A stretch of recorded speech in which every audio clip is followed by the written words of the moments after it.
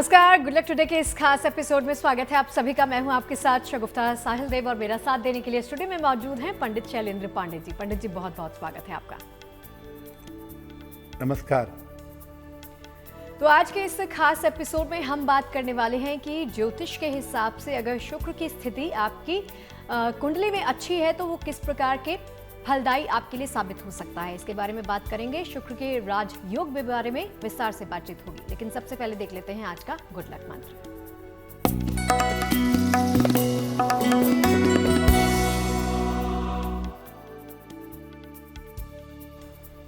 अगर आप ये चाहते हैं कि आपको जीवन में निरंतर धन मिलता रहे, निरंतर धन आपके पास आता रहे, तो हर शुक्रवार को पान के पत्ते पर रख करके गुलाब की पंखुड़ियां माता लक्ष्मी को अर्पित करिएगा। हर शुक्रवार को एक पान का पत्ता रख लें और पान के पत्ते का जो उल्टा हिस्सा है उस तरफ गुलाब की पंखुड़ियां रख करके माता लक्ष्मी को अर्पित करें तो निरंतर धन की स्थितियां आपकी बेहतर बनी रहेंगी। और चलिए पंडित जी से जान लेते हैं 24 अगस्त यानी शनिवार के पंचांग के बारे में।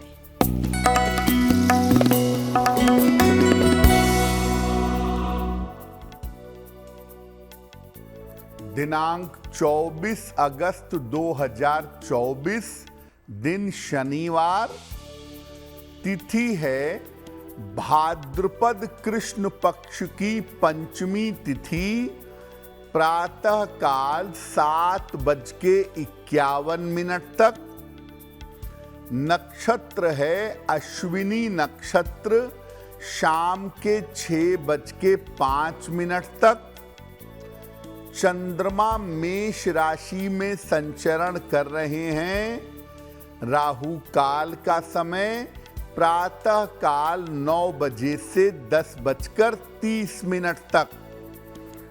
पूर्व दिशा की तरफ यात्रा करने की मनाही है, लेकिन अगर यात्रा करना जरूरी है, मजबूरी है, तो जरा सा घी खाकर और भगवान का स्मरण करके यात्रा करेंगे तो मुश्किल से बचे रहेंगे।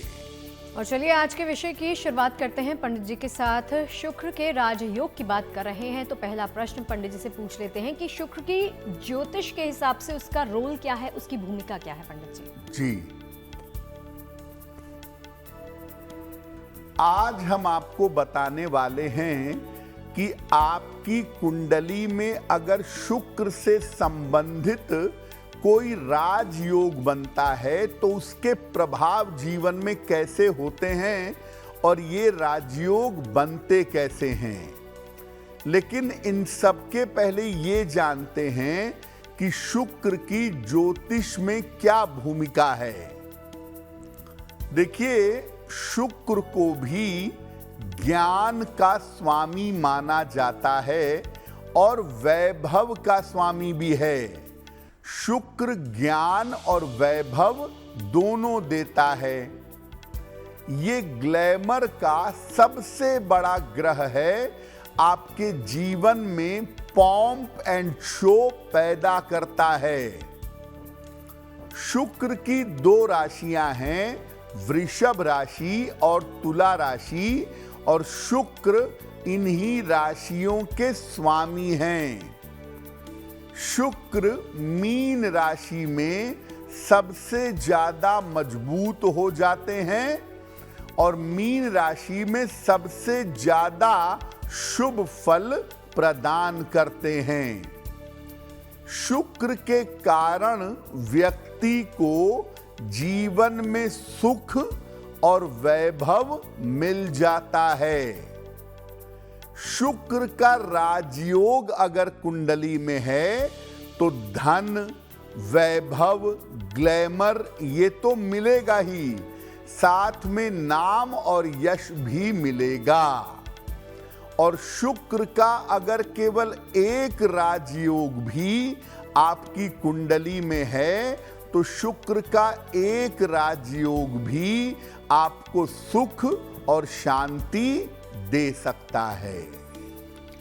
तो शुक्र के राजयोग के बारे में और भी विस्तार से बातचीत करेंगे पंडित जी के साथ। अब बारी आती है राशिफल पर आने की और पहली 3 राशियों का वक्त जान लेते हैं। मेष, वृष और मिथुन।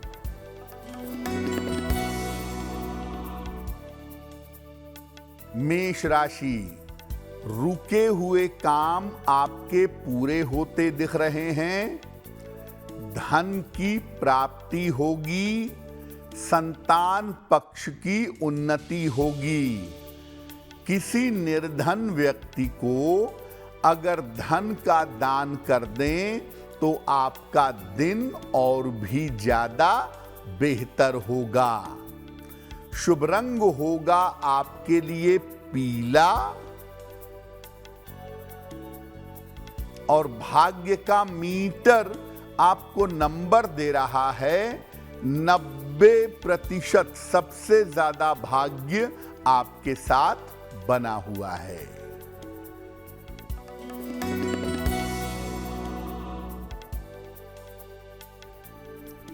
वृषभ राशि, मानसिक तनाव हो सकता है।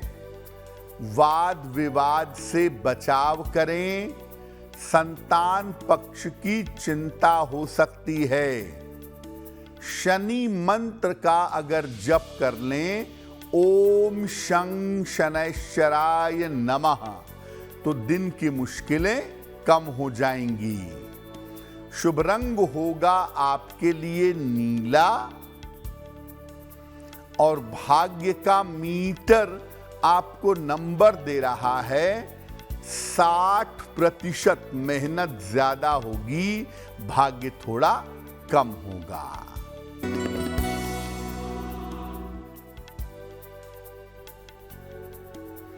मिथुन राशि, परिवार में खुशहाली आएगी। संतान पक्ष से सुख मिलेगा। काम में व्यस्तता बनी रहेगी।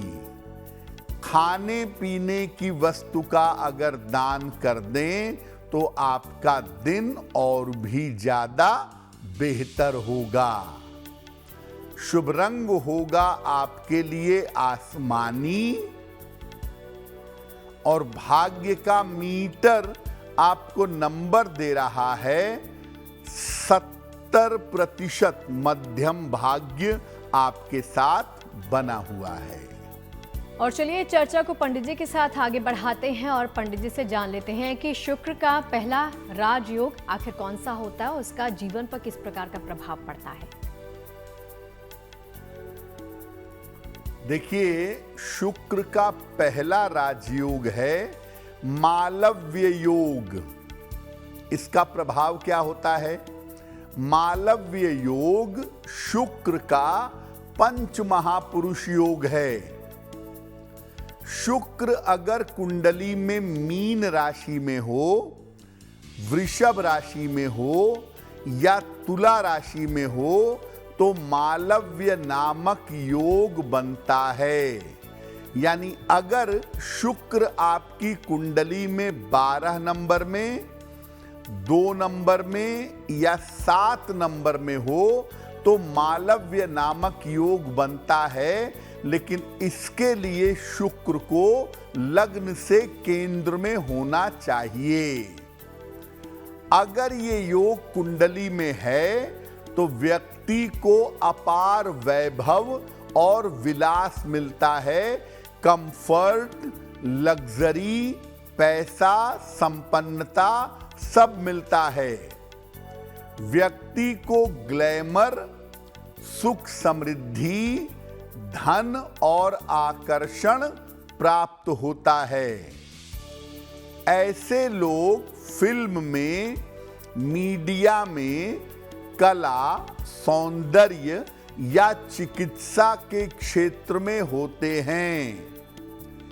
ये लोग कभी कभी औषधि के क्षेत्र में और चिकित्सा के क्षेत्र में भी बहुत सफल होते हैं।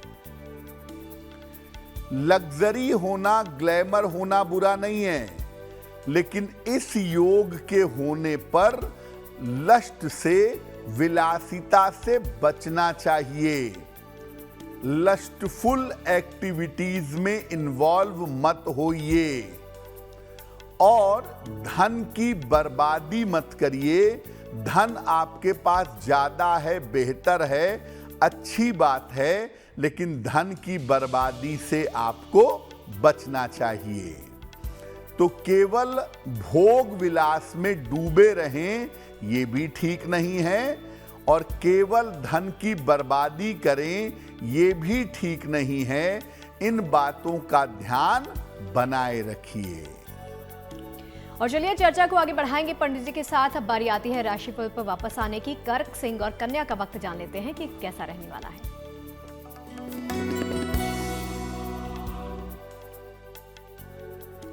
कर्क राशि, धन की स्थिति में सुधार होता दिख रहा है। करियर की समस्याएं आपकी हल होंगी। स्वास्थ्य में आपके सुधार होता चला जाएगा। पीपल के वृक्ष में अगर जल अर्पित कर दें तो आपका दिन और भी ज्यादा बेहतर होगा। शुभ रंग होगा आपके लिए सुनहरा, और भाग्य का मीटर आपको नंबर दे रहा है 80%। बहुत अच्छा भाग्य आपके साथ बना हुआ है।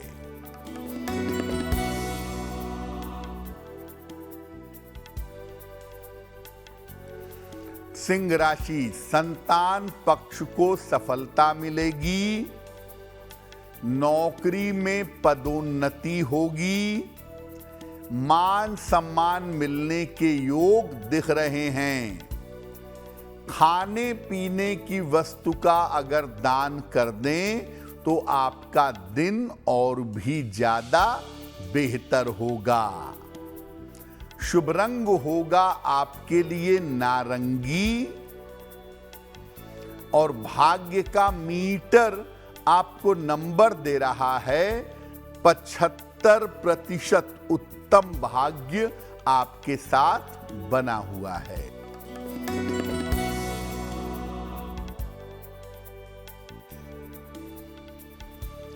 कन्या राशि, वाद विवाद से बचाव करें। काम का बोझ बढ़ा रहेगा। वाहन सावधानी से चलाएंगे। शनि मंत्र का अगर जप कर लें तो दिन की मुश्किलें कम हो जाएंगी। शुभ रंग होगा आपके लिए सफेद, और भाग्य का मीटर आपको नंबर दे रहा है 60%। मेहनत ज्यादा होगी, भाग्य थोड़ा कम रहेगा। और चलिए सवाल जवाब के सिलसिले की शुरुआत करते हैं। उससे पहले आपको सूचित कर देते हैं, आप भी किसी प्रकार का कोई प्रश्न अगर पंडित जी से पूछना चाहते हैं तो ईमेल के माध्यम से अपने तमाम सवाल पंडित जी तक पहुंचा सकते हैं। और आज के शो का पहला प्रश्न भी पूछ लेते हैं कि कौन से दर्शक की समस्या का समाधान पंडित जी आप कर रहे हैं। जी,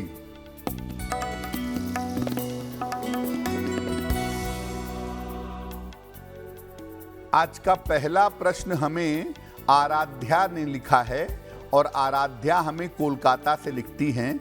इनके माता पिता लिखते इनके बारे में जानना चाहते हैं। इनकी जन्म की तारीख है 16 जुलाई सन 2010। जन्म का समय है दोपहर के 2 बजे, और जन्म का स्थान है कोलकाता। इनके माता पिता पूछ रहे हैं आराध्या के बारे में कि बच्ची का स्वास्थ्य बहुत अच्छा नहीं रहता है। बार बार कोई ना कोई समस्या लगी रहती है जिसकी वजह से पढ़ाई में दिक्कतें आती है। तो क्या उपाय करना चाहिए? देखिए, आराध्या की कुंडली के हिसाब से आपको उसको सर्दी जुकाम से बचाना है और एलर्जी से बचाना है। कोल्ड कफ और एलर्जी की समस्या इसको परेशान कर सकती है। 2 उपाय करिए, उससे बच्ची स्वस्थ हो जाएगी। जब भी बच्चा नहाता है उसके नहाने के पानी में थोड़ा सा गुलाब जल मिलाइए और उस जल से स्नान करवाइए, लाभ होगा। दूसरा, एक छेद वाला तांबे का सिक्का लाल धागे में डाल करके मंगलवार को इस बच्ची के गले में पहनाइए, निश्चित रूप से उत्तम रहेगा। और चलिए दूसरे प्रश्न का भी पूछ लेते हैं समाधान पंडित जी से, और पूछते हैं कि कौन से दर्शक का प्रश्न आप तक पहुंचा है पंडित जी। जी,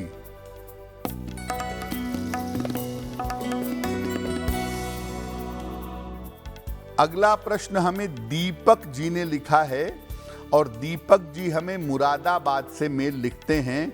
इनकी जन्म की तारीख है 11 मार्च 1980, 1980। जन्म का समय सुबह के 8 बजे और जन्म का स्थान है बदायूं। दीपक जी कह रहे हैं कि मैं अभी नौकरी कर रहा हूं एक प्राइवेट कंपनी में, और नौकरी बदल करके इससे बेहतर नौकरी में जाना चाहता हूं, तो वो कब हो पाएगा और उसके लिए कौन सा उपाय मुझे करना चाहिए। दीपक जी, आपकी कुंडली में नौकरी बदलने का समय फिलहाल चल रहा है, और अगर आप अभी प्रयास करें तो नवंबर के पहले पहले, यानी सितंबर, अक्टूबर, नवंबर के महीने में आपकी नौकरी बदलेगी, आपको लाभ होगा। लेकिन नौकरी के साथ साथ आपका स्थान परिवर्तन होता हुआ भी दिखाई दे रहा है। 2 उपाय करिए ताकि नौकरी भी बदले और आपको लाभ भी हो। सुबह और शाम दोनों समय एक एक बार हनुमान चालीसा का पाठ करना शुरू कर दीजिए, और एक मोती बनवा के पहन लीजिए। 8 से 10 रत्ती की मोती चांदी की अंगूठी में, दाहिने हाथ की सबसे छोटी उंगली में, शुक्ल पक्ष के सोमवार की रात को मोती पहनने से आपको लाभ होगा। और चलिए, चर्चा चूंकि पंडित जी के साथ लगातार चल ही रही है, इसका दूसरा अंश ये कि शुक्र का दूसरा राजयोग कौन सा होता है, उसके बारे में जानकारी प्राप्त करते हैं, और इसका प्रभाव क्या होता है वो भी जान लेते हैं। शुक्र का दूसरा राजयोग है शुक्र और चंद्रमा की युति, यानी शुक्र और चंद्रमा एक साथ हों, ये भी एक प्रबल राजयोग माना जाता है। देखिए, शुक्र एक विशेष तरह का राजयोग भी बनाता है। शुक्र का चंद्रमा के साथ होना एक अद्भुत राजयोग जीवन में बना देता है। ये राजयोग व्यक्ति को जीवन में अपार नाम, यश और अपार समृद्धि, अपार प्रॉस्पेरिटी देता है। इस योग के होने पर व्यक्ति जनता में प्रसिद्धि पा जाता है। शुक्र और चंद्रमा का एक साथ होना आपको आकर्षक बनाएगा, आपके पास धन रहेगा, आपकी पब्लिक पॉपुलैरिटी, लोगों के बीच में आपका सम्मान बहुत होगा। लेकिन ये योग विवाह के लिए अच्छा नहीं माना जाता। शुक्र चंद्रमा का एक साथ होना विवाह के लिए कतई अच्छा नहीं है। अक्सर ये योग सब कुछ देता तो है, लेकिन विवाह नहीं होने देता। अगर आपकी कुंडली में शुक्र और चंद्रमा का कॉम्बिनेशन है, शुक्र और चंद्रमा की युति है, तो अधिक से अधिक भगवान शिव की उपासना करिए, आपका कल्याण और मंगल जरूर होगा। और चलिए, राशिफल के सिलसिले पर वापस लौटते हैं, और बारी आ जाती है अगली 3 राशियों की, तुला, वृश्चिक और धनु की।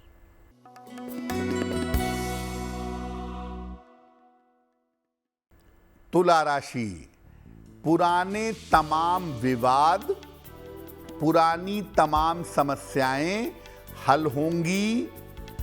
कारोबार में आपके सुधार होगा, धन की समस्या हल होगी। किसी निर्धन व्यक्ति को अगर धन का दान कर दें तो आपका दिन और भी ज्यादा बेहतर होगा। शुभ रंग होगा आपके लिए धानी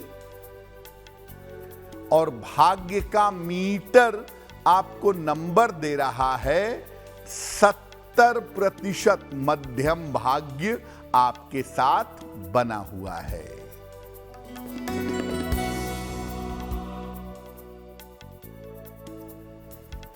वृश्चिक राशि, काम की अधिकता रहेगी, रुका हुआ धन आपको प्राप्त होगा, नए काम में आपको लाभ होता दिख रहा है।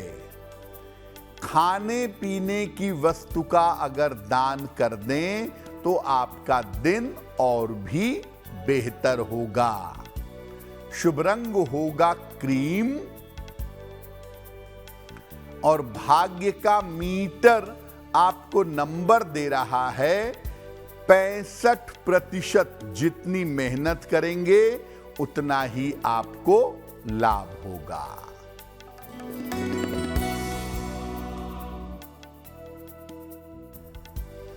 धनु राशि, करियर की बाधाएं दूर होंगी, मान सम्मान मिलेगा, आकस्मिक धन का लाभ होगा। पीपल के वृक्ष में जल अर्पित कर दें तो आपका दिन और भी ज्यादा बेहतर होगा। शुभ रंग होगा आपके लिए लाल और भाग्य का मीटर आपको नंबर दे रहा है 75%। उत्तम भाग्य आपके साथ बना हुआ है। और चलिए अब पंडित जी से ये जानते हैं कि शुक्र का ही तीसरा राजयोग आखिर कौन सा है और वो हम सबको कैसे प्रभावित करता है। शुक्र का तीसरा राजयोग है द्वादश स्थान में बैठा हुआ शुक्र। शुक्र द्वादश भाव में 12वें भाव में अगर बैठता है तो वो राजयोग देता है। कैसे? कुंडली का द्वादश भाव 12वां भाव बड़ा महत्वपूर्ण होता है। ये भोग का भाव भी है और मुक्ति का भाव भी है। इस भाव में केवल 2 ही ग्रह लाभकारी माने जाते हैं, शुक्र और केतु। शुक्र अगर 12वें भाव में है, अगर द्वादश भाव में है तो व्यक्ति को बहुत सारी सुख सुविधा और भोग के अवसर प्रदान कर देता है। शुक्र लेकिन यहां पर कभी कभी आदमी को भोग में डुबा देता है और कभी कभी भटकाव पैदा कर देता है, लेकिन जीवन को बड़ा कंफर्टेबल, बड़ा आरामदायक बना देता है। इस योग के होने पर नियमित रूप से ध्यान और पूजा उपासना करनी चाहिए। और अगर आपके जीवन में आलस्य ज्यादा है तो उस आलस्य को दूर करने का प्रयास करना चाहिए। और चलिए अब बारी आ जाती है इसी के साथ अंतिम 3 राशियों का वक्त भी जान लेने की। अब बारी है मकर, कुंभ और मीन वालों की।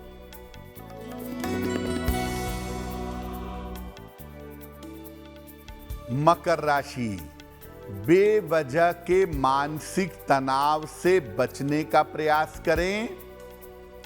वाहन दुर्घटना हो सकती है, सतर्क रहें और बड़ों की सलाह ले लीजिए, मान लीजिए लाभ हो जाएगा। शनि मंत्र का जप करें तो मुश्किलें थोड़ी कम होंगी। शुभ रंग होगा हरा और भाग्य का मीटर आपको नंबर दे रहा है 60% मेहनत ज्यादा होगी, भाग्य थोड़ा कम रहेगा।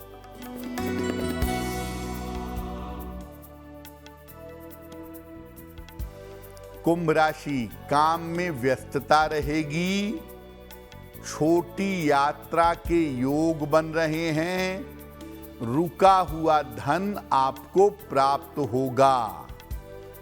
किसी निर्धन व्यक्ति को अगर धन का दान कर दें तो दिन और भी बेहतर होगा।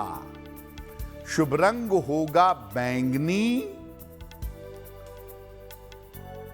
और भाग्य का मीटर आपको नंबर दे रहा है 70% मध्यम भाग्य आपके साथ बना हुआ है।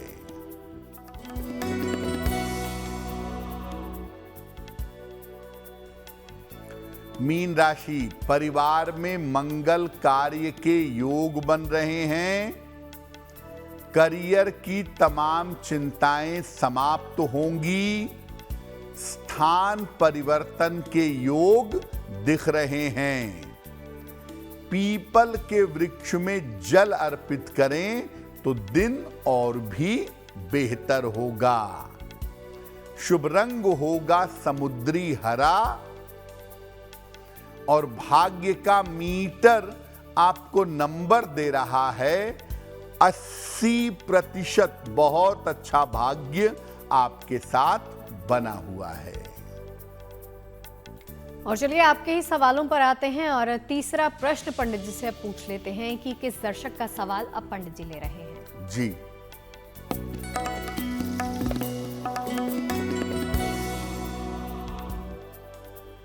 अगला प्रश्न हमें कृष्ण प्रकाश जी ने लिखा है और कृष्ण प्रकाश जी हमें मेल लिखते हैं मेरठ से, अपनी बेटी के बारे में जानना चाहते हैं। बेटी की जन्म की तारीख है 3 सितंबर 1999, जन्म का समय दोपहर में 2:11 और जन्म का स्थान है मेरठ। ये पूछ रहे हैं कि क्या मेरी बेटी को भविष्य में गवर्नमेंट जॉब मिल पाएगी। कृष्ण प्रकाश जी, अगर आपकी बेटी बैंकिंग की, फाइनेंस के क्षेत्र की तैयारी करे तो बैंकिंग या फाइनेंस के क्षेत्र में इनको सरकारी नौकरी मिलनी चाहिए और उसका समय साल 2025 में दिख रहा है। फिलहाल अपनी पुत्री को कहें कि वो रोज सुबह सूर्य भगवान को जल अर्पित करें और एक उनको पन्ना बनवा के पहना दीजिए, लगभग 6-7 रत्ती का पन्ना, चांदी की अंगूठी में, दाहिने हाथ की सबसे छोटी उंगली में। बुधवार की शाम को पन्ना पहनाने से लाभ होगा। और इसी के साथ हम पहुंच गए हैं इस शो के अंतिम सवाल पर भी। कौन से दर्शक का अंतिम सवाल पंडित जी तक पहुंचा है वो जान लेते हैं। जी,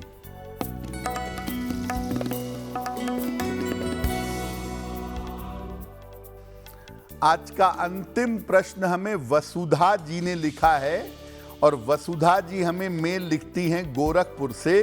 इनकी जन्म की तारीख है 9 जुलाई 1984, 1984।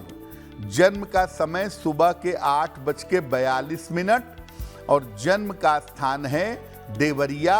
मेल लिखती हैं गोरखपुर से। वसुधा जी लिख रही हैं कि पिछले कुछ समय से पारिवारिक जीवन बेहतर नहीं चल रहा है, तो मैं क्या उपाय करूं जिससे मेरा वैवाहिक पारिवारिक जीवन बेहतर हो सके। वसुधा जी, आपकी कुंडली में पारिवारिक और वैवाहिक जीवन में इतनी समस्या नहीं है। थोड़ा सा अपने क्रोध और अपने वाणी पर नियंत्रण रखिए और थोड़ी शांति रखिए। नवंबर 2024 के बाद स्थितियां अपने आप बेहतर होनी शुरू हो जाएंगी। एक ओपल बनवा के पहन लें, 12 से 14 रत्ती का ओपल, चांदी की अंगूठी में, दाहिने हाथ की तर्जनी उंगली में। शुक्रवार की शाम को एक ओपल पहने और सुबह शाम 108 बार नमः शिवाय का जप करें तो आपके लिए बहुत बेहतर होगा। और चलिए इसी के साथ आगे बढ़ते हैं और पंडित जी से जान लेते हैं कि जिन तमाम लोगों का जन्मदिन है 24 अगस्त को, उनका वक्त कैसा रहने वाला है।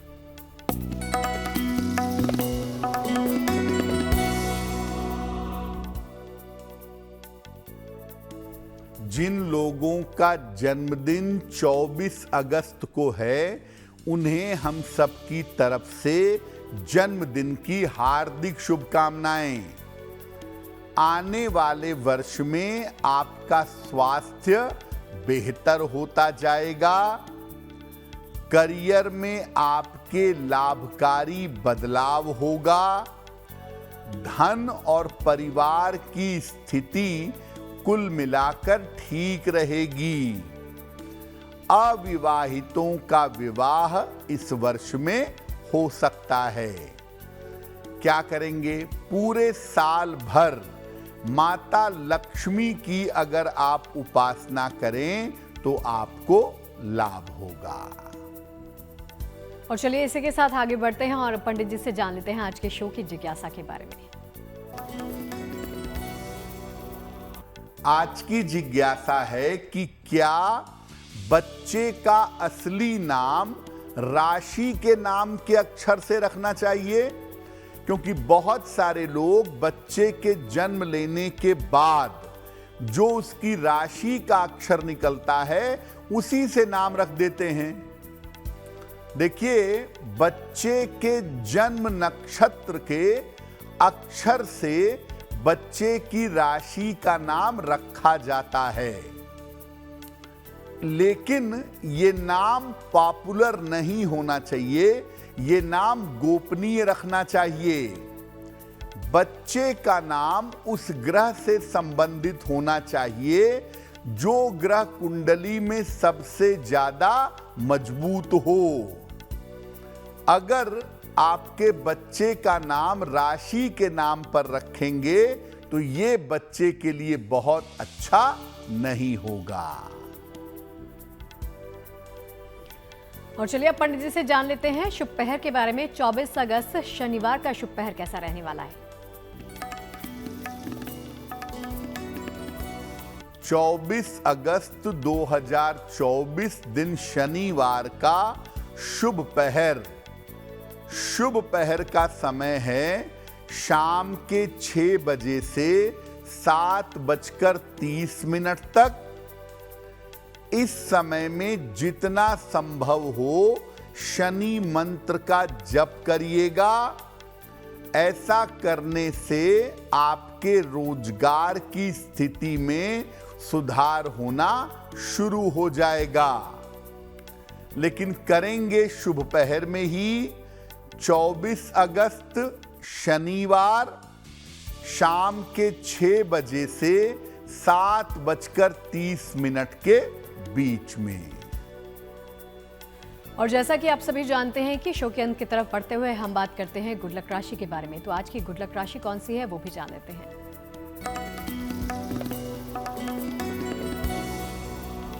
हम आपको बता रहे हैं कि अलग अलग राशि के लोगों का संबंध अपने भाई बहन के साथ कैसा होता है। आज की गुड लक राशि है कन्या राशि। सामान्यतः इनके संबंध अपने भाई बहन के साथ मध्यम रहते हैं और अक्सर भाई बहन एक दूसरे से काफी दूर दूर रहते हैं।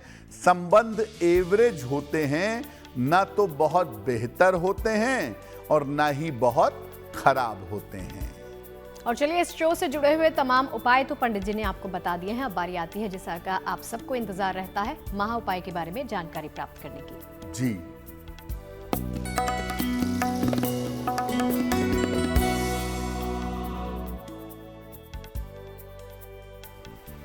अगर आप मनचाहा विवाह करना चाहते हो या मनचाहा विवाह करना चाहती हो और उसमें बाधा आ रही हो तो क्या करेंगे? नियमित रूप से भगवान शिव और मां पार्वती की पूजा करें। उनके सामने सुबह और शाम दोनों समय 108 बार ओम पार्वती पतये नमः इस मंत्र का जप करेंगे और हर शुक्रवार को शिवलिंग पर पंचामृत अर्पित करेंगे। अगर आप ऐसा नियमित रूप से करें तो आपके मनचाहे विवाह की संभावना बन जाएगी। तो इस महा उपाय के लिए और तमाम जानकारियां हमारे साथ साझा करने के लिए पंडित जी आपका बहुत बहुत शुक्रिया। धन्यवाद।